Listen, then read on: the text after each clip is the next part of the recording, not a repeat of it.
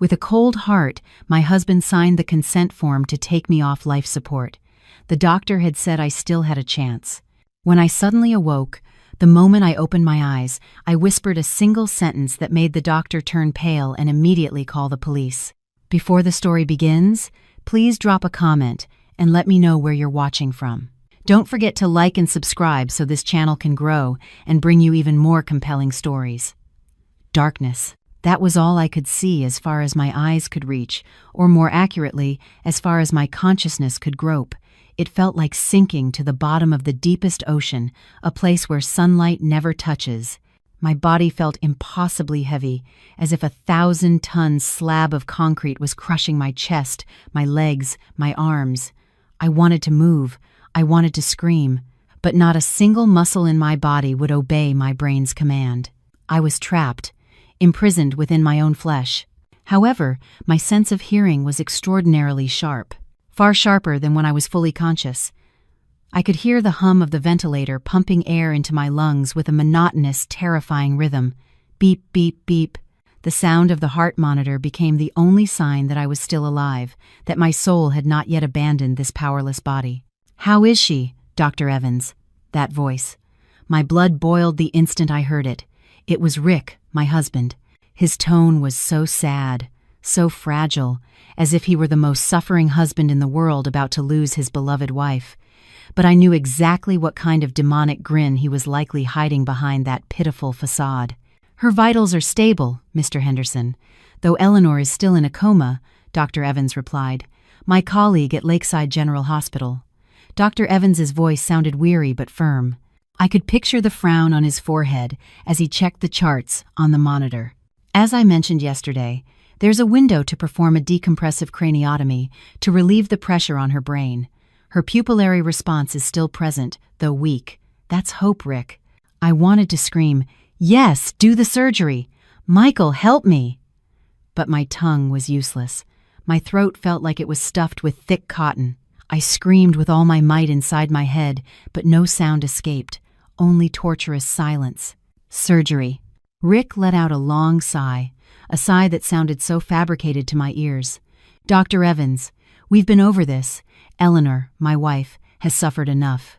I can't bear to see her head cut open again, with tubes stuck in her here and there. Is there a 100% guarantee she'll return to normal?" In medicine, there's no such thing as a 100% guarantee, Rick. But without the surgery, the risk is fatal. "We're racing against the clock," Dr. Evans urged. I could hear the frustration in his voice. Michael was a brilliant doctor. He knew I could be saved. He knew I was a fighter. "No, Doc," Rick cut in quickly. His voice turned a fraction colder, but he immediately masked it with a fake sob. "I know my wife. She's a perfectionist. She would never want to live as a vegetable, burdening others for the rest of her life. Besides, in our family, we believe we have to respect God's will. If it's Eleanor's time to go, I have to let her go." "Liar," I shrieked in my mind. "You're just afraid I'll wake up and expose everything. Rick, you're terrified I'll tell the police that you were the one who pushed me down the stairs. You're afraid your gambling debts will be exposed." I remembered the incident with perfect clarity, as if it had happened 5 minutes ago. A torrential rain was hammering Chicago that night, just like the rain I could now faintly hear tapping against my hospital room window. We had a massive fight on the second floor of our luxurious Lincoln Park brownstone. I had just found suspicious bank statements. The money in our daughter Lily's college fund was gone. Tens of thousands of dollars vanished overnight. When I confronted him, Rick, who always appeared dapper and gentle in public, transformed into a monster. His handsome face, the one people always praised as the ideal husband, turned crimson with rage. He was no longer the Rick I knew. He was a cornered addict. "Stay out of my business, Eleanor. You're just my wife. Your job is to shut up and make money," he had snarled. "That's Lily's future, Rick. What did you use it for? Sports betting again? Your crypto scams?" I screamed back. He didn't answer with words, but with a hard shove. I lost my balance. My body was airborne for a second before my back slammed against the steps and my head hit the cold marble with a sickening crack. The last thing I remembered before darkness swallowed me was Rick standing at the top of the stairs, looking down at me not with remorse, but with a calculating stare. He didn't rush to help me. He stood there, waiting, making sure I wasn't still breathing. And now he was standing by my bedside, playing the part of the grieving husband. "Rick, I'm begging you. Reconsider. As Eleanor's colleague, I know she's a strong woman. She would want to fight," Dr. Evans pleaded again. I could feel Michael's warm hand touch my wrist, checking my pulse. The touch gave me a small comfort in the midst of this cold despair. "Enough, doctor!" Rick's voice rose, then dropped again, as if reining in his emotions. "I'm her husband. I have the right to decide. I've already discussed it with my mother, and we agree. We don't want Eleanor to suffer any longer. Please, respect our family's decision. Just pull the plug." Pull the plug. The words echoed in my head like a death sentence. He wanted to murder me legally. He wanted to finish what he failed to do on those stairs. I sensed another person in the room. A cloying perfume, the scent of gardenias, far too strong. It was my mother-in-law, Brenda. "Doctor," Brenda's voice was sharp and piercing. "My son is right. This is Eleanor's fate." Perhaps this is a warning because she was too busy with her career, forgetting her duties as a wife. Don't prolong my son's suffering. Having to go back and forth to the hospital to watch over a wife who is already a lost cause. Just let her go. My heart shattered into a million pieces. Not just my husband, but my mother-in-law also wanted me dead. They were conspiring. In their eyes, I wasn't a person. I was a walking ATM that was now broken and needed to be thrown away. "Very well." Dr. Evans's voice sounded defeated. My heart sank. "If that's the family's final decision, and you've signed the DNR and refusal of medical intervention forms, we can't force the surgery. We will proceed with extubation, removing the breathing tube as per your request." "When can it be done?" Rick asked.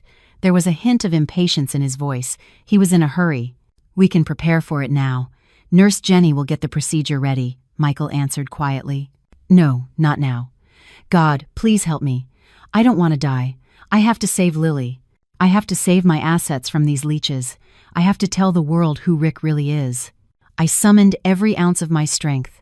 I focused on the tip of my toe, on my eyelid, on anything that could possibly move.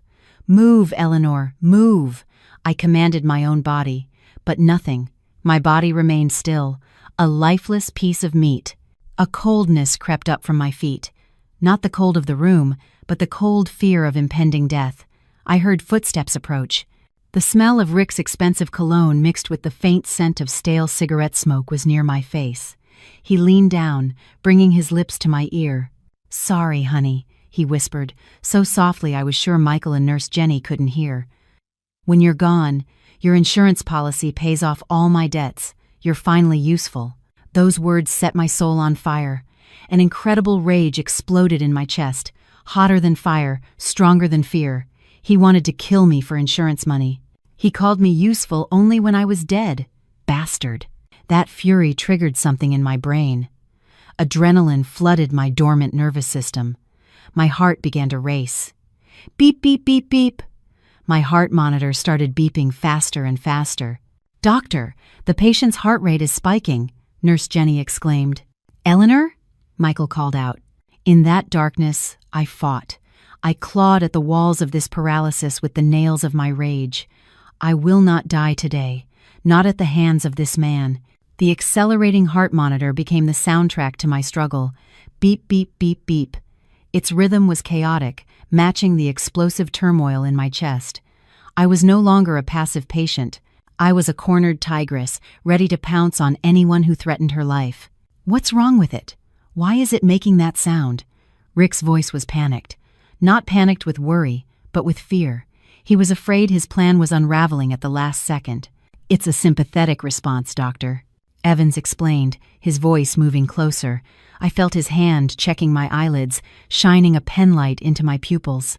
A blinding light pierced the darkness. It was painful, but it was also hope. There's a sudden surge in brain activity. Eleanor might be feeling pain or a strong emotion. "What emotion? She's in a coma," Brenda snapped. Her voice was shrill with displeasure. "Come on, Doc. Don't give us false hope. Just pull it now so she can be at peace." "We can't perform the procedure when the patient is unstable, ma'am," Nurse Jenny stated firmly. I recognized my friend's voice. "Jenny, thank you for defending me." I focused all my remaining energy on one point: my eyes. My eyelids felt as heavy as iron, sealed shut with an invisible superglue, but I didn't care. The hatred for Rick and Brenda was a fuel far more potent than any stimulant. I pictured Lily's face, my little girl who still needed her mother. If I died now, Lily would be raised by these monsters. Rick would blow through my inheritance on gambling, and Lily would be neglected. No, that couldn't happen. Open. Open your eyes, Eleanor. With a single, ragged breath that felt like it was tearing my chest apart, I forced my eyelid muscles to work. Slowly, the white light of the ICU room began to filter in, blurry, blinding. Everything was a hazy, unfocused shape. "Doctor, look!" Nurse Jenny cried out. I blinked once. Twice. The shapes in front of me began to sharpen. A face. Michael's worried face was directly above mine. Behind him stood Jenny, her hand over her mouth, her eyes welling up with tears. And in the corner, I saw them. Rick and Brenda. Rick's face turned ashen instantly, white as a sheet. His eyes widened, as if he were seeing a ghost rising from the grave. He took an unconscious step back, bumping into the IV pole and making it sway. His mouth hung open, but no sound came out. The grieving husband mask he had been wearing shattered, replaced by an expression of pure horror. He knew I had heard his final whisper. Brenda was frozen, her hands clutching her expensive leather handbag. The old woman's face tensed, her lips pressed into a thin, disapproving line. "Eleanor, can you hear me?" Michael asked, his voice trembling with emotion. He leaned closer. I tried to answer, but my throat was parched. The ventilator tube was lodged in my mouth, making me want to gag. It was painful. I could only manage a weak groan. Easy, Eleanor. Easy. You're still on the ventilator. Don't fight the machine," Michael instructed gently. He looked at Jenny. "Prepare for ventilator weaning. She's fully conscious. We'll try to extubate now if her spontaneous breathing is adequate." Rick suddenly stepped forward, trying to regain control despite the fear etched on his face. "Wait, doctor. Is she really conscious? Or is this just a reflex before she passes? You know, they say there's a final rally before the end, right? How vile you are, Rick. Even as I open my eyes, you still hope for my death." Michael turned to Rick with a sharp glare I had never seen before. "Mr. Henderson." Your wife opened her eyes and made direct, purposeful eye contact. "This is not a reflex. This is consciousness." The process of removing the ventilator tube was agonizing. It felt like a long snake being pulled from deep inside my lungs. I coughed violently, my chest burning. Tears streamed from the corners of my eyes. Nurse Jenny deftly cleared the mucus from my mouth and fitted an oxygen mask over my face. "Breathe, Eleanor." Slowly, Michael guided. I greedily inhaled the pure oxygen. My lungs ached, but that pain was proof that I was alive. I stared hard at Rick, a look that sent a clear message. The war has just begun. Rick looked restless. He fumbled in his pants pocket, perhaps for his phone or cigarettes, or just for an escape. "Honey, thank God you're awake," he said, his voice sounding completely off-key. He tried to approach and take my hand.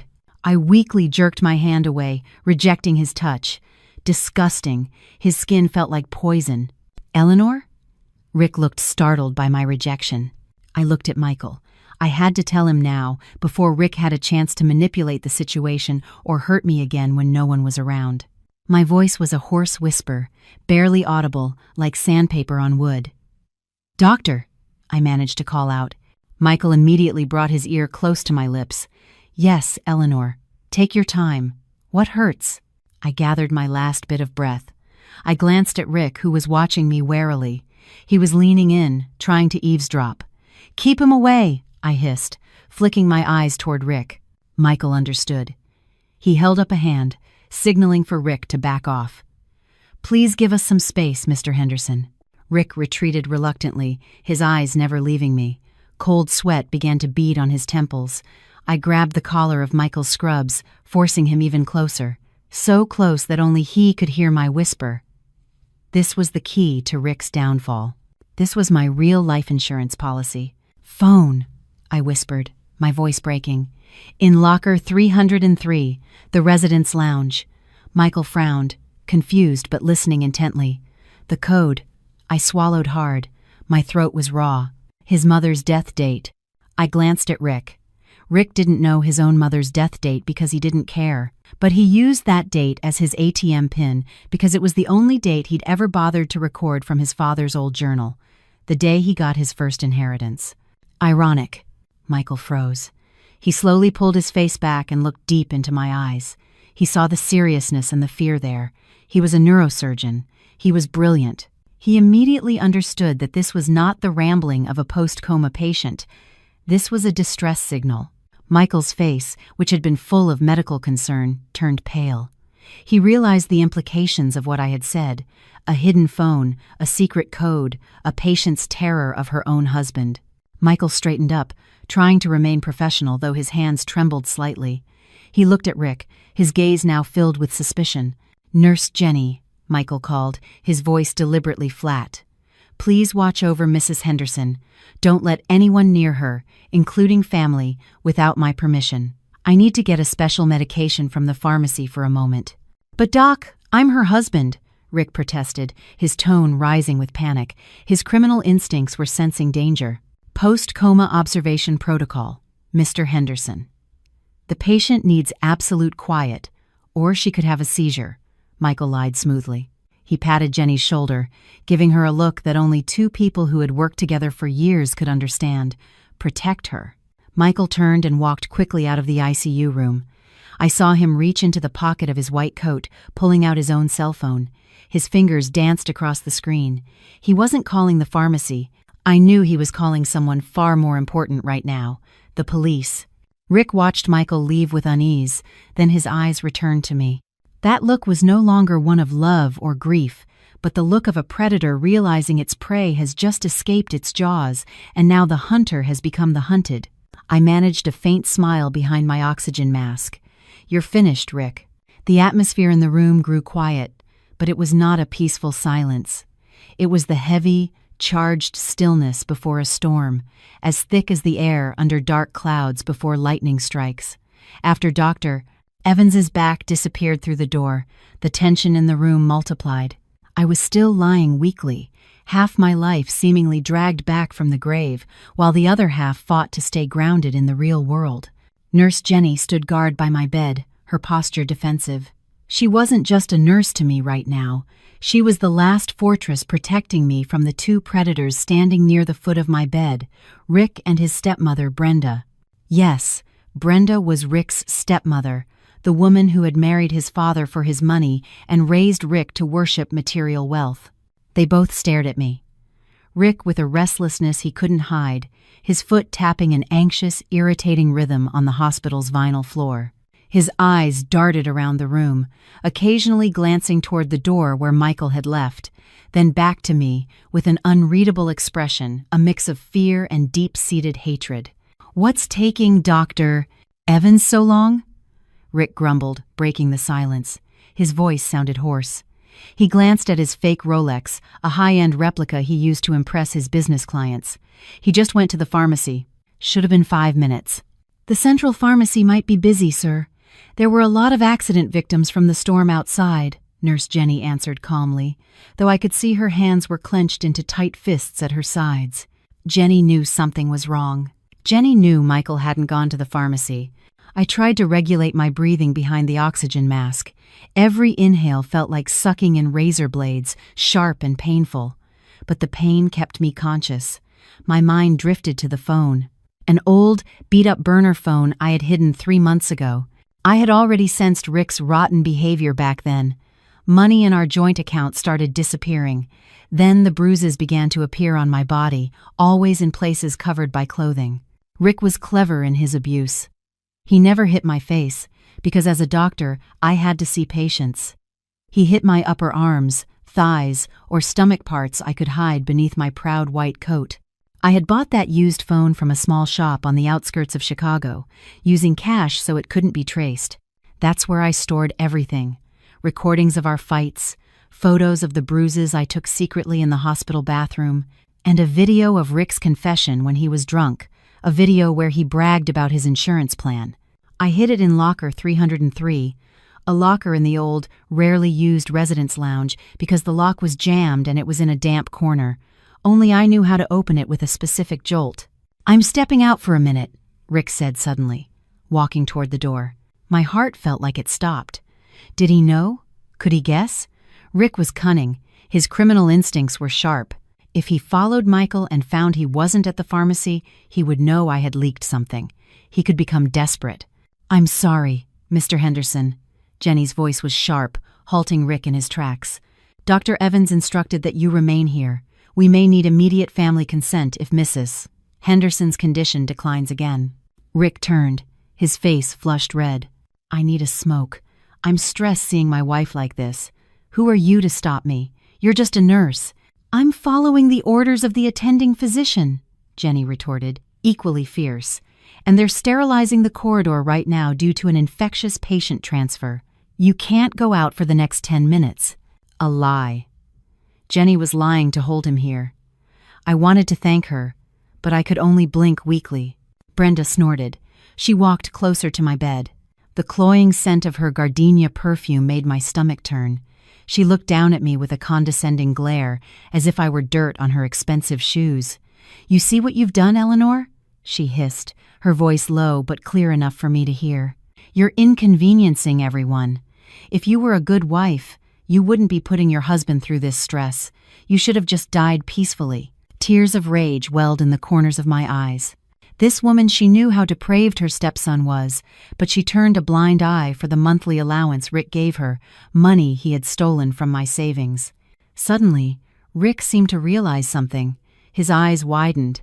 He looked at me, then at the door. His face turned deathly pale. Maybe he remembered the time I caught him rummaging through my purse, looking for evidence. Maybe he realized my whisper wasn't just a complaint of pain. "Move!" Rick shoved Jenny's shoulder forcefully, causing my friend to stumble into a medicine cart. The clash of metal broke the tension. "Sir, don't get physical," Jenny shouted. "You're hiding something," Rick yelled, his panic peaking. He no longer cared about the grieving husband act. "Evans isn't at the pharmacy, is he?" "What did you tell him, Eleanor?" "What?" Rick lunged toward me, his large hands gripping the bed rail. His enraged face was just inches from mine. The smell of cigarettes and cold sweat emanated from him. I saw the murderer in his eyes. He wanted to choke me. He wanted to silence me forever before the police arrived. "Answer me," he roared, shaking the bed rail. My heart monitor shrieked as my heart rate skyrocketed. Beep, beep, beep, beep. "Security!" Jenny screamed at the top of her lungs, pressing the emergency button on the wall. Rick panicked. He knew his time was up. He let go of the bed rail and ran for the exit. He had to stop whatever Michael was doing. He had to erase the evidence. But as the automatic door slid open, Rick's escape came to an abrupt halt. In the doorway, 2 burly security guards were already blocking the path, and behind them, out of breath but with a triumphant look on his face, stood Dr. Michael Evans. In his hand, he held an object that made Rick's knees buckle instantly. An old, black burner phone with a cracked screen. My Pandora's box. The storm outside seemed to be raging, furiously beating against the ICU window in rhythm, with the tempest now erupting inside the room. A flash of lightning illuminated Rick's face, now as white as paper. He took a step back, his legs unsteady, as if his bones had been ripped from his body. Dr. Evans walked in, followed by 2 men in plain clothes whose aura of authority was unmistakable. Detectives. Michael didn't look at Rick. He walked straight to me and placed the old phone on the bedside table, as if presenting a trophy. The phone was sealed in a clear plastic evidence bag. "What is the meaning of this?" Brenda's voice screeched, breaking the tense silence.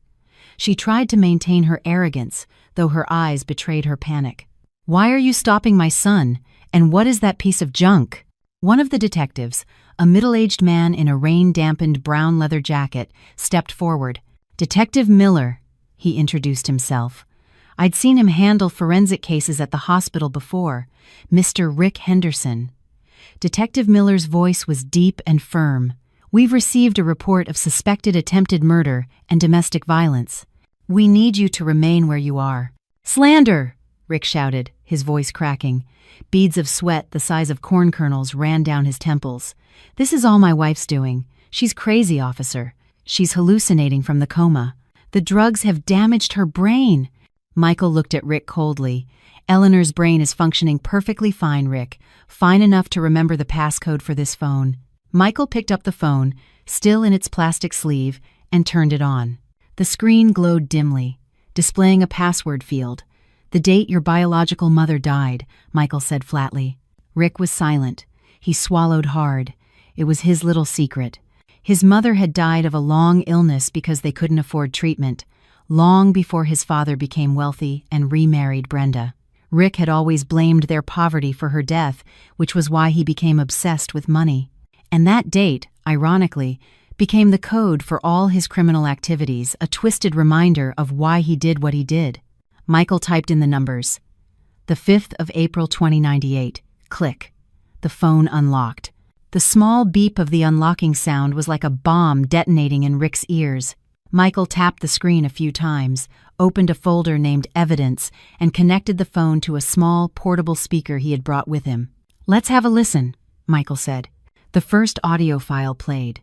There was a rustling sound, and then Rick's voice, clear and venomous, filled the ICU. "Sign it or die, Eleanor. Sign these asset transfer papers now." Then came the sharp sound of a slap and my muffled cry. "When you're gone, I get the insurance payout. $2 million, Eleanor. That's more than enough to pay off my gambling debts and live comfortably with my mother. So, what's it going to be? Die slowly or sign it now?" Brenda's face went slack. She covered her mouth, her eyes wide as she stared at the old phone. The proof was irrefutable. Rick's voice, his malevolent tone, the mention of his mother, it was all laid bare. That's a deep fake."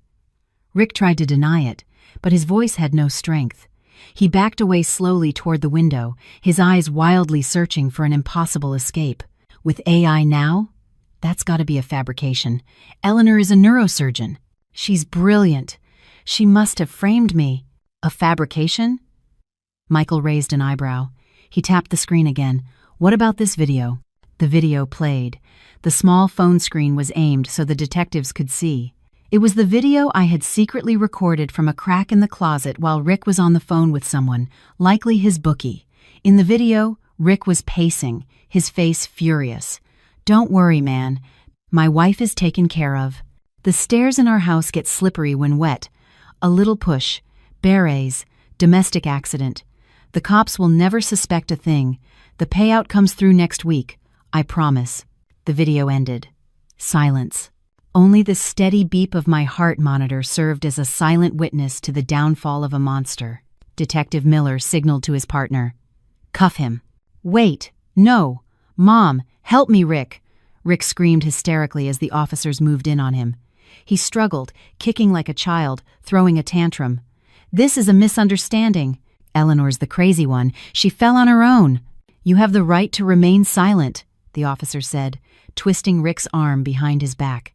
The metallic click of the handcuffs locking around his wrists was more beautiful than any symphony I had ever heard. Rick was dragged past my bed. His eyes met mine. There was no arrogance left, only pure terror. I stared straight at him. Then, with what little strength I had, I slowly raised my right hand. My fingers moved weakly, pointing toward the door. "Get out." "You're a demon, Eleanor! A demon!" Rick shrieked as he was hauled out the door. His voice echoed down the hospital corridor before finally fading away. Brenda was still standing frozen. She looked at me, then at the door where her stepson had been taken, without saying a word. No apology, no remorse. She turned and walked briskly out of the room, the sound of her heels clicking with an arrogant yet empty sound. She chose to save her own reputation rather than defend the son who had just been exposed as a criminal. My body suddenly felt limp. The adrenaline that had sustained me vanished, replaced by an overwhelming exhaustion. My vision started to blur again, but this time it wasn't from the coma. "It's over, Eleanor. It's over. Michael's gentle voice was in my ear. He held my hand tightly. You're safe now. Rick can't touch you anymore. Jenny was sobbing at the foot of the bed, holding my legs. I'm so sorry, Elle. I had no idea you were carrying this all alone. I wanted to smile, but my facial muscles were too tired. I just closed my eyes, letting tears roll onto the pillow.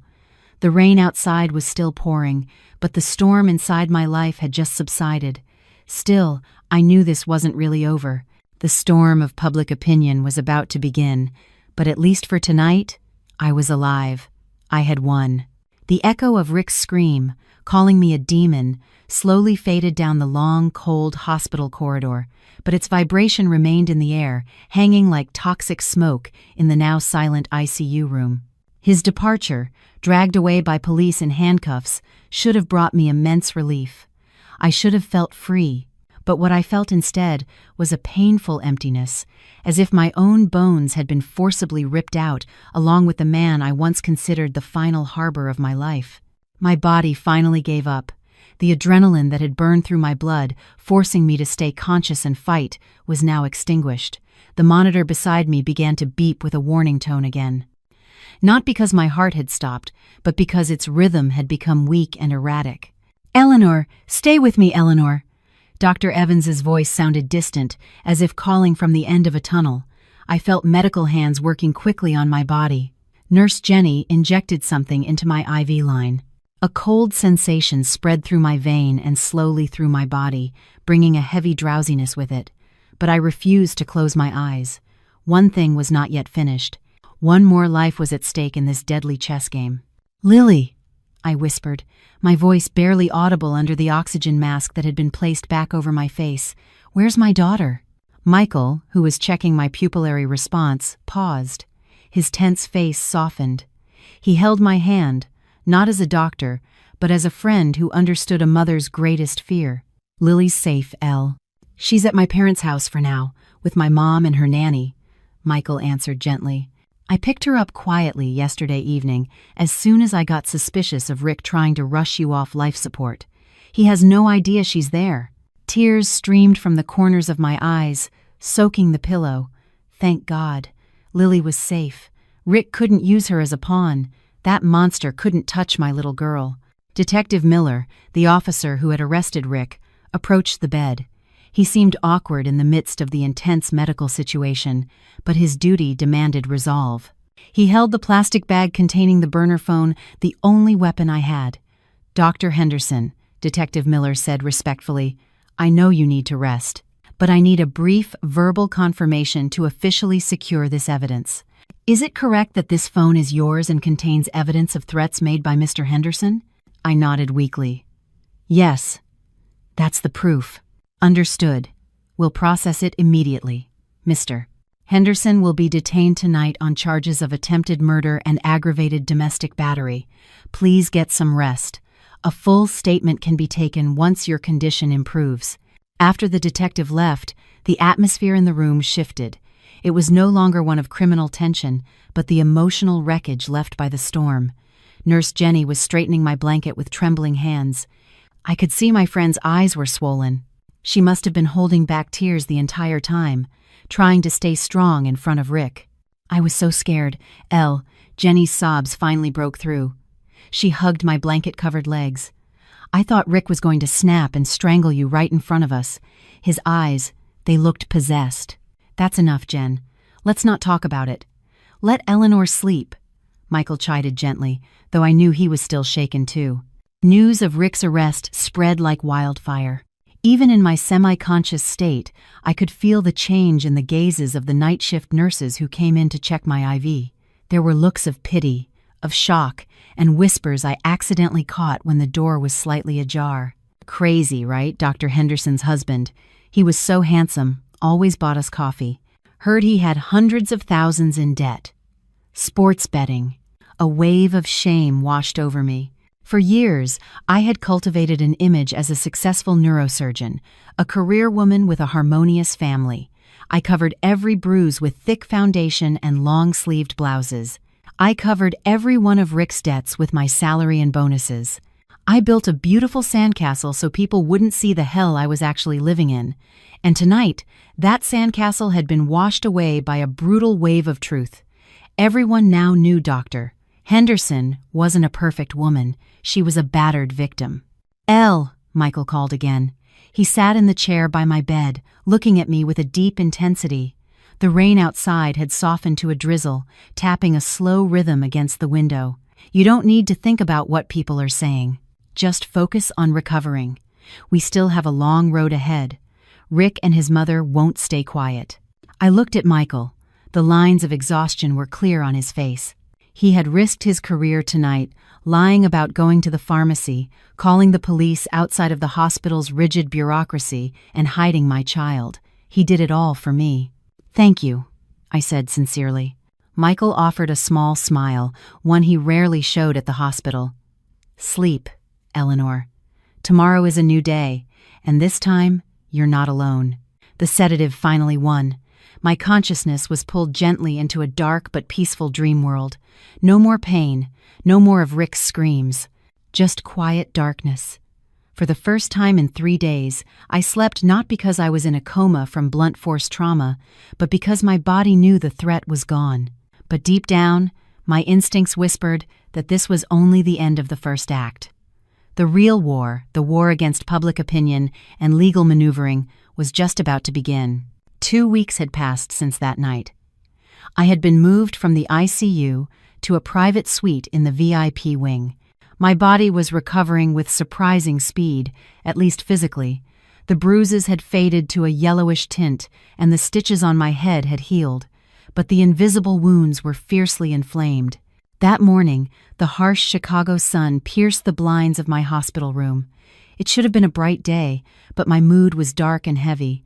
On my lap was a tablet Nurse Jenny had reluctantly loaned me. She had refused at first, but I insisted.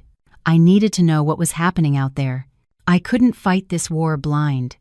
And what I saw on that screen made my blood boil. A viral video was circulating on social media, with millions of views. The thumbnail featured the face of Brenda, Rick's stepmother, sobbing her heart out against the backdrop of our luxurious home, a home bought with my sweat and tears. The title was provocative. "A Mother's Heartbreak. Wealthy Doctor Frames Husband for Her Lover." My hand trembled as I pressed play. In the video, Brenda was dressed simply, a stark contrast to her usual glamorous style, and wore no makeup to appear more miserable. "My son, Rick, is a very patient husband," Brenda sobbed for the camera, dabbing at her crocodile tears with a tissue. "It's true he was laid off and wasn't working, but he always tried to make his wife happy. And what did he get in return? Eleanor, my daughter-in-law. She was cheating on him with a colleague, another doctor. When Rick confronted her, Eleanor flew into a rage and fell down the stairs in a hysterical fit. Now she's twisting the facts. She and her lover framed my son so they could be together. Oh God, where is the justice?" The video was dramatically edited, complete with heart-wrenching sad music, and the worst part was the comment section. Thousands of comments from strangers who knew nothing, judging me with words sharper than a scalpel. What an ungrateful woman. Has a handsome husband and still cheats. Of course her doctor boyfriend helped frame him. Check his bank account. Boycott the hospital where she works. Unethical doctors. I feel so bad for his mom. A mother's tears are sacred. That Eleanor is going to get her karma. I threw the tablet to the end of the bed. My chest felt tight, not from my recovering lungs, but from the vicious slander that was now stripping me bare in front of the entire country. They didn't know Rick beat me. They didn't know he blew my savings on gambling. They only saw the drama. And Brenda was a far more skilled actress than I was. She knew people were easily swayed by an old woman's tears, regardless of the facts. The door to my room opened. Dr. Evans walked in, carrying a tray with oatmeal and a glass of water. He looked refreshed today, but his smile vanished when he saw the look on my face and the tablet lying askew on the bed. "You watched it," he said flatly. "It wasn't a question. How can I rest, Michael?" My voice rose, tears of frustration spilling over. "Look at what they're saying. They're saying I'm having an affair with you, that Rick is innocent. Brenda is twisting everything. My career, my reputation, it's ruined." Michael set the tray down and pulled a chair close. He didn't try to soothe me with empty platitudes. He looked at me with sharp determination. "Listen to me, Eleanor. This is a classic strategy," he said calmly. "Rick's lawyer must have put Brenda up to this. It's called trial by press. They know our legal evidence, the recordings, the video, the medical reports is solid, so they can't win in court. Their only move is to destroy you mentally with public opinion. They want you to get depressed and drop the charges or appear mentally unstable to the judge. But it hurts, Michael. They're insulting us. Let them bark. We have a fatal bite." Michael took out his own phone. "The forensic team just finished recovering data from Rick's laptop they seized from your house. You know what they found? A chat history between Rick and a woman named Cindy. She's Rick's actual mistress. And guess what? Cindy is 4 months pregnant." My world stopped spinning for a moment. "Pregnant?" My voice was choked. "So besides the gambling, he was also—" "Yes. The money you thought was lost to gambling, a large portion of it was funneled to Cindy's apartment in the West Loop," Michael continued. "The police also found proof of transfers from Rick's account to an online bookie right on the day you fell. The motive is clear.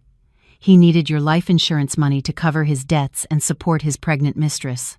The news hit me like a sledgehammer. But strangely, this time, it didn't hurt. It was vindicating. This was ammunition. This was proof I wasn't crazy. "We'll save this ace for the trial," Michael said. "Let Brenda run her mouth for now. The higher she flies on her lies, the harder she'll fall when we expose everything." Suddenly, the door opened again. This time, a small figure ran in with cheerful steps, instantly transforming the gloomy room. "Mommy!" "Lily, my little girl." She leaped into my arms without hesitation, burying her face in my neck. The smell of her hair, the familiar scent of baby powder, instantly washed away the stench of medicine and online slander. I held her tight, so tight, as if afraid she would disappear if I let go. "I missed you, Mommy," she whined playfully. "Uncle Michael said you had a headache from working too much. Are you all better now?" I looked into Lily's innocent, round eyes. She didn't know anything about her father. She didn't know he had tried to kill her mother. And I would do anything to protect that innocence for as long as possible. "Mommy's all better now, sweetie." "Because you're here," I replied, kissing her forehead. Michael stood behind Lily, smiling warmly. The presence of both of them gave me a strength no medicine could provide. Brenda could have her thousands of netizens and paid trolls. Rick could have his slick lawyer, but I had the truth. I had Michael. And most importantly, I had a reason to live. "Michael," I called, my voice now much firmer. I wiped the tears from my cheeks. There was no point crying over the comments of strangers. "Yes, Elle, call the best lawyer you know. I'm not backing down. I'm going to drag them all through the hell they created for me. And as for that slander video," I glanced at the still glowing tablet. "We won't respond now. We'll collect every single one of those vicious comments. I'm suing them all for libel after Rick is convicted." Michael broke into a wide, proud grin. "Now that's the Dr. Eleanor Henderson I know. The predator is awake. The storm of slander outside might still be raging, lightning striking my good name. But inside this room, with my daughter and the man who was sincerely protecting me, I felt calm. I was ready for court. I was ready to face those hypocrites. Rick thought he could destroy me. He was dead wrong. He had just created his worst enemy. The day of the trial arrived with a gray, oppressive atmosphere, as if the Chicago sky felt the heavy weight on my chest. The Cook County Courthouse stood imposing with its massive pillars, swarmed by a sea of people. Since Brenda's slander video went viral, my case was no longer just a domestic criminal matter. It had morphed into a public circus, a spectacle where morality was being debated in the court of public opinion. I sat in the back of Dr. Evans's car, wringing my ice-cold hands.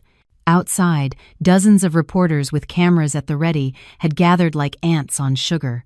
Camera flashes went off like lightning strikes before my feet even touched the pavement. "Ready, Elle?" Michael asked, looking back at me through the rearview mirror. His calm eyes provided a small anchor in the storm. "Ready or not, I have to face it, Michael." "For Lily."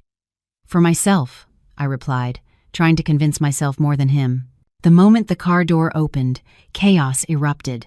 Microphones were aggressively shoved in my face, nearly hitting my nose. "Dr. Henderson, what's your response to the cheating allegations from your mother-in-law? Is it true the audio recording was an AI fake? Dr. Evans, what is your actual relationship with the defendant's wife?" The questions were like poisoned arrows, fired relentlessly. I kept my head down, hiding behind dark sunglasses while Michael and our two lawyers, Mr. Burhan and his team, painstakingly carved a path through the crowd. Inside the courtroom, the air was thick and stuffy, a mixture of cheap perfume, sweat, and old paper. The room was packed. On the front right side, I saw the opposition. Brenda sat there with her chin held high, dressed in all white with a long headscarf, a stage costume perfectly designed to elicit sympathy from the court. Her face was powdered with light makeup to make her look pale and sorrowful, as if she were the real victim here. And there, in the defendant's chair, sat Rick. He wore a conspicuous orange prison jumpsuit with the number 085 on his chest. His hair, usually styled neatly with expensive pomade, was messy, and he had dark circles under his eyes. Yet when our eyes met, I saw no remorse. I saw a flash of suppressed rage, an arrogance that hadn't been extinguished. He gave me a sharp look, then a thin, crooked smile. A smile that sent a terrifying message. "You think you can win against me? All rise. The court is now in session." The bailiff's voice cut through the tension. 3 raps of the judge's gavel marked the beginning of the battle. The prosecuting attorney, a tough, middle-aged woman named Miss Wallace, read the indictment in a loud, clear voice. She detailed the chronology of the attempted murder with specifics that made my skin crawl. The push down the stairs, the neglect while I was in a coma, the attempt to remove my ventilator. But the real drama began when Rick's defense team took the floor. His lawyer was a Mr. Davies, a portly man with a booming voice and a reputation for doing anything to win, including twisting the facts. "Your Honor." Mr. Davies's voice echoed off the courtroom walls as he paced confidently. "My client, Mr. Rick Henderson, is the victim of a malicious scheme. His wife, the star witness Eleanor Henderson, has a history of severe stress due to the pressures of her job as a neurosurgeon. This inhuman workload led to depression, hallucinations, and self-harming tendencies." I clenched my fists in my lap. "Lies," my mind screamed. "The incident on the stairs," Mr. Davies continued, pointing dramatically at Rick, "was a failed suicide attempt by Miss Henderson. My client tried to stop her but was too late. And as for the ventilator, that was an act of love from a husband who couldn't bear to see his wife suffer as a vegetable. But his good intentions were twisted to cover up the witness's affair with her colleague." His finger shifted to point at Michael, who was sitting in the gallery. A loud murmur rippled through the spectators. A few of Brenda's supporters whispered loudly, sneering at me. "Shameless woman," someone behind me hissed. Then it was my turn to take the witness stand. My heart pounded as if it would leap out of my chest. I swore my oath on the Bible, my hand trembling violently. "Mr. Davies immediately attacked me like a shark smelling blood. "Miss Henderson," he asked in a condescending tone, "is it true you often came home late at night?" "Yes, that's a demand of my profession as a doctor," I answered firmly, trying to keep my voice steady. "And is it true you were often alone with Dr. Evans in the residence lounge? That's a public space in the hospital. We were discussing patients." "Discussing patients? Or planning something else?" Mr. Davies cut in. "Be honest, Dr. Henderson. You felt your unemployed husband, Mr. Henderson, was no longer on your level, didn't you? You were ashamed of having an unemployed husband, so you sought comfort in the arms of a more successful man, and then looked for a way to get rid of your husband without the mess of a divorce and splitting your assets?" "Objection, Your Honor," Miss Wallace shouted. "Counsel's questions are speculative and are badgering the witness." "I'm merely exploring motive, Your Honor," Davies countered with a sly grin. I took a deep breath, looking straight at the judge. "Your Honor, I was never ashamed of a husband who was struggling. I was ashamed of having a husband who stole his own daughter's college fund to gamble and then tried to murder his wife when he was caught." Davies laughed mockingly. "Gambling? Where's the proof? That's just a baseless accusation." "We have the proof," Miss Wallace interjected calmly. Your Honor, we request permission to play the legally obtained electronic evidence, an audio recording from the victim's phone just before the incident, hospital security footage, and forensic data from the defendant's laptop. Rick's previously calm face grew tense. He whispered frantically to Davies, but his lawyer could only stand silently as the judge approved the motion. The courtroom fell completely silent. As the technician played the first audio file, a crackling sound filled the room. Then came Rick's voice, clear, cruel, unfiltered. "Sign it or die, Eleanor. Sign these asset transfer papers now." The sound of a loud slap, smack. Then, my muffled cry. "When you're gone, I get the insurance payout. $2 million, Eleanor. That's more than enough to pay off my gambling debts and live comfortably with my mother. So, what's it going to be? Die slowly? Or sign it now?"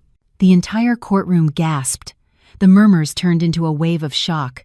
The faces in the gallery that had been looking at me with scorn were now pale. The voice was so real, so sadistic, a complete contradiction to the patient husband image Rick had built on social media. Rick looked down, his hands gripping his knees. Cold sweat poured down his temples. That's a deepfake! AI! Rick suddenly shouted, jumping to his feet. "She's a doctor. She's smart. She could make anything." "The defendant will be seated," the judge barked. "If the defendant denies the audio," Miss Wallace said with a small, triumphant smile, "let's look at the visual evidence. This is a video the victim secretly recorded from a closet while the defendant was on the phone. The video played on a large projector screen. Rick was seen pacing in our bedroom, a cigarette dangling from his lips, his face furious. "Don't worry, man. My wife is taken care of. The stairs in our house get slippery when wet. A little push. Domestic accident. The cops will never suspect a thing. The payout comes through next week. I promise." Silence. This time it was a horrified silence. But our attack wasn't over. Miss Wallace had saved the final bomb to destroy Brenda's credibility and the cheating wife motive they had constructed. "Your Honor," Miss Wallace continued, "the defense accuses the victim of having an affair. However, the data recovered from the defendant's laptop reveals the opposite. We submit as evidence bank transfers from the defendant's account to a Miss Cindy Alia, as well as photographs of them together." The projector screen changed. A list of bank transfers appeared, totaling hundreds of thousands of dollars over the last 6 months, money I had worked day and night to earn, money meant for Lily's future. And the final devastating blow was the last photo. Rick with his arm wrapped lovingly around a young woman in a lavish apartment. The woman wore a tight dress that accentuated her pregnant belly. Mr. Henderson used money extorted from his wife and planned to use her life insurance payout to finance another woman who is currently carrying his child from their illicit affair, Miss Wallace stated firmly. The courtroom erupted. "Son of a bitch!" a man in the back shouted. But the most chilling reaction came from Brenda. The old woman's face was ashen, as if all the blood had been drained from it. Her eyes widened, staring at the screen, then shifting to her stepson with a look of utter disbelief. For Brenda, money was God. To see family money funneled to another woman was the ultimate betrayal. "Rick," Brenda's voice trembled, cutting through the chaos. "Is this true? You said that money was for a mining business venture. You said Eleanor was the one spending recklessly." Rick couldn't answer. He shrank further in his seat, his shoulders shaking. He knew he was finished. His masks, devoted son, wronged husband, had been smashed to pieces in front of his mother, the law, and the entire country. "Mr." Davies wiped his face with a handkerchief, looking defeated. He knew the case was lost. "Enough!" Rick suddenly screamed hysterically, his voice shattering like glass. He kicked the table in front of him, sending it toppling over. "Yes, I did it! Are you happy now? It's all because of her!" Rick pointed a trembling finger at me, his eyes red and wet with tears of rage and desperation. "She was stingy. She had a 6-figure salary but made her husband beg like a charity case. I'm the husband, the head of the household. Her money should have been my money. I was just taking what was mine. If she had just died, all my problems would be solved. My debts paid, Cindy taken care of, and I wouldn't have to listen to her nagging anymore. The confession echoed through every corner of the room, recorded by every camera, heard by God. It was the most honest and most disgusting admission that could have come from his mouth. He didn't regret trying to kill me. He only regretted failing. The judge banged his gavel repeatedly to restore order. Security officers wrestled the rampaging Rick back into his chair. The rest of the trial was a blur to me. I could only weep silently, not from sadness, but from an overwhelming emotional release. In the gallery, Michael looked at me and nodded slowly, giving me strength. 2 weeks later, the day of the verdict arrived. I stood as the judge read the decision in a deep, authoritative baritone. On the charges of attempted murder, aggravated domestic battery, and fraud, this court finds the defendant, Rick Henderson, guilty on all counts. Considering the lack of mitigating factors, as the defendant has shown no remorse and has instead defamed the victim, the judge paused, the entire room holding its breath. This court sentences the defendant to a term of 18 years in state prison. 18 years. The gavel came down once, hard. Thwack. It was the most beautiful sound I had ever heard, more melodic than any symphony. Rick went limp, as if the bones had been removed from his body. He slumped in his chair, his gaze empty. In the front row, Brenda fainted and had to be carried out by relatives, a final, tragic act from a greedy woman. As the guards led him away in handcuffs, Rick turned to look at me as we passed in the hallway. There was no more arrogance in his eyes, only a dark, hollow fear. He had lost everything: his freedom, his money, his mistress, who I later heard had fled with his remaining assets, and his dignity. I stared back at him without pity, without fear. "Enjoy what you've sown, Rick," I whispered, just loud enough for him to hear. Rick was dragged away, disappearing behind the door to the holding cells. I stepped out of the courthouse. The sun was shining brilliantly, breaking through the gray clouds that had been hanging overhead. The polluted Chicago air felt fresh in my lungs. The storm had passed. The predator was caged. And I was free. The first morning after the verdict felt strange. I woke up as the early sun broke through a gap in the curtains, blinding me. For a few seconds, panic seized me. My heart raced, and my hand frantically patted the other side of the bed, terrified I would find Rick's body there, smell his stale cigarette smoke, hear his angry snarl. But the space beside me was empty, cold, and quiet. Slowly, reality seeped into my consciousness. Rick was gone. He was in Stateville Correctional Center, sleeping on a cold concrete floor, not this king-sized mattress. I exhaled a long, deep breath, feeling oxygen fill my lungs without the familiar tightness of fear. But a victory in court is not an instant cure. My physical wounds may have healed, the stitches on my head were gone, but the wounds in my soul were still wide open. For the first month, I often woke up in the middle of the night, drenched in cold sweat, hearing footsteps on the stairs, or dreaming of being pushed into a dark abyss. I still felt like I was being watched. Healing is not linear. There were days I felt incredibly strong, like I could conquer the world. But there were other days I could only curl up under the covers, crying for no reason, feeling dirty and stupid for having loved a monster like Rick for so many years. "Why didn't I see it sooner, Michael?" I asked one afternoon during an informal therapy session with him at a quiet coffee shop. "I'm a doctor. I'm supposed to be an expert diagnostician. Why was I so blind to the sickness in my own marriage?" Michael stirred his coffee slowly, looking at me with patience. He never judged me. "Because you loved him, Elle. And manipulators like Rick are experts at hiding the symptoms. Never blame the victim. He was the one who was sick, not you." My first big step toward healing was leaving that luxurious house, the one that had been a silent witness to every slap, every insult, every tear. I sold it. I didn't care about the fake, happy memories that once existed there. I used the money from the sale to pay off the remaining debts Rick had taken out in my name, wiping the slate clean.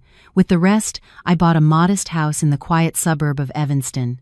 My new home was much smaller, a single-story ranch with a large grassy yard and a maple tree out front. But this house had something Rick's palace never did: peace. Its walls held no memories of shouting. Its floors were never stained with my blood. It was a blank canvas. Here, I began to piece my life back together with Lily. Lily, my little girl, now 6 years old, was my biggest reason to keep going. The trauma had left its mark on her. She had become quiet and fearful of loud noises. But slowly, her cheerful laughter began to return. "Mommy, look! A butterfly!" she shouted one morning, running barefoot across the lawn. Seeing her laugh so freely warmed my heart. We were safe now. A year passed. I decided not to return to full-time work at the elite hospital where I used to practice. There were too many pitying stares, too many whispers in the hallways that made me uncomfortable. Instead, I used my remaining savings and part of the restitution seized from Rick's hidden assets to bring a long-buried dream to life. I rented a 2-story commercial space not far from my new home. A simple but meaningful sign was installed out front: the Phoenix Center for Survivors, counseling and medical aid for victims of domestic violence. This wasn't just a job. This was a monument to my survival. I recruited Nurse Jenny as the operations manager. My loyal friend resigned from the hospital the moment I offered her the position. We partnered with several pro bono lawyers and psychologists. It wasn't easy at first. Many people were dismissive. Why would a specialist start a charity? "There's no money in it," some of my former colleagues scoffed, but I didn't care. The satisfaction of seeing a woman find the courage to report her abusive husband or seeing a child finally sleep soundly without fear was far more valuable than the large salary I used to hand over to Rick. One of my first clients was a young mother named Nia. She came in with a bruised face, just like I used to have. She cried, saying her husband was a prominent figure in the community and she was afraid no one would believe her. I held her hand and looked deep into her eyes. "I believe you, Nia. The world might look away, but here you are heard. We will fight this. I will stand with you." 3 months later, when Nia finally won full custody of her child and was free from her husband, the hug she gave me was more healing than any therapy I had ever undergone. I realized that by healing others, I was slowly healing myself. And in the midst of my new, busy life, one person remained a constant, calm presence, like a patient harbor waiting for a storm-tossed ship. Dr. Michael Evans. He never pushed. He never declared his love with grand gestures or saccharine words. His love showed in small things. Bringing Lily's favorite donuts on weekends, fixing a leaky faucet at the center, sitting with me in silence on my porch when I was exhausted. One night, a heavy rain fell in Evanston. We were sitting in my living room. Lily was fast asleep in her room. Michael had just helped me finish writing a grant proposal for the center. "Aren't you tired, Michael?" I asked suddenly, breaking the quiet filled by the sound of the rain. Driving back and forth from Chicago to Evanston, taking care of a traumatized single mom. Michael put down his pen. He looked at me, his calm gaze always managing to make my heart flutter. "Elle, I'm never tired if the destination is you. I've waited years to see you happy, to see you smile freely like you do now. That's more than enough to cover the gas money." My eyes welled up. I thought of Rick, who always calculated the profit and loss in our relationship, who always demanded to be served. And now, here was a man who gave without asking, who loved without conditions. "I'm still broken, Michael," I whispered, my voice trembling. "I'm afraid to start over. I'm afraid I'll choose wrong again." Michael shifted closer, but still kept a respectful distance. He didn't touch me, but his presence felt incredibly close. "You're not broken, Eleanor. You're renovating. And I'm a very patient contractor. I'm not asking you to marry me tomorrow or next month. I'm just asking for permission to stay here, to be with you until the renovations are complete." Tears streamed down my face. Not tears of sadness, but of overwhelming emotion. I nodded slowly. "Don't go anywhere, okay?" Michael smiled, a genuine smile that reached his eyes. "I'm not going anywhere." Days turned into weeks, weeks into months. Our lives settled into a new, peaceful rhythm. I heard news about Rick from my former lawyer. In prison, without money to bribe the guards, Rick became an easy target for other inmates. With his status as a wife-beater, he was at the bottom of the prison hierarchy. He was often sick, rail-thin, and looked much older than his age. His mother, Brenda, had lost everything, and was now living with distant relatives in a small town, ignored by the socialites she once worshipped. Karma was real. It didn't come with explosive vengeance, but with a cold, quiet justice. I no longer hated them. Hate was exhausting. I just felt a distant pity, and then I forgot them. They were a closed chapter in my past. That afternoon, I was sitting on the porch of the center after all the staff had gone home. The evening sky was painted in shades of gold and orange, a canvas of hope. Lily was drawing at a small table beside me. She was drawing 3 people, me, her, and a tall man with glasses holding our hands. "Is that Uncle Michael?" I asked, stroking her hair. Lily nodded enthusiastically. "Yep. When is Uncle Michael going to be my daddy? My friends at school get picked up by their daddies. I want that too." I laughed softly and looked toward the gate. Michael's car had just pulled into the driveway. He got out, waving with his signature wide smile, holding a bag of donuts. The afternoon sun at his back made him seem to glow. I picked up my phone and opened the front-facing camera, not to record evidence of a crime as I once did with the phone from Locker 303. This time, I wanted to record happiness. I wanted to share my story, to show that even after the darkest night, the sun will always rise again. "Hello, everyone," I said to the camera, my smile full and genuine. "Thank you for following my long journey from rock bottom to today." Locker 303 held a dark secret that nearly ended my life. But from that darkness, I learned to create my own light. The storm has passed now. And for those of you who might be in the same situation I was, please don't give up. You are valuable. You are strong. And believe me, happiness is waiting for you just around the corner. I turned the camera toward Lily, who was running to hug Michael.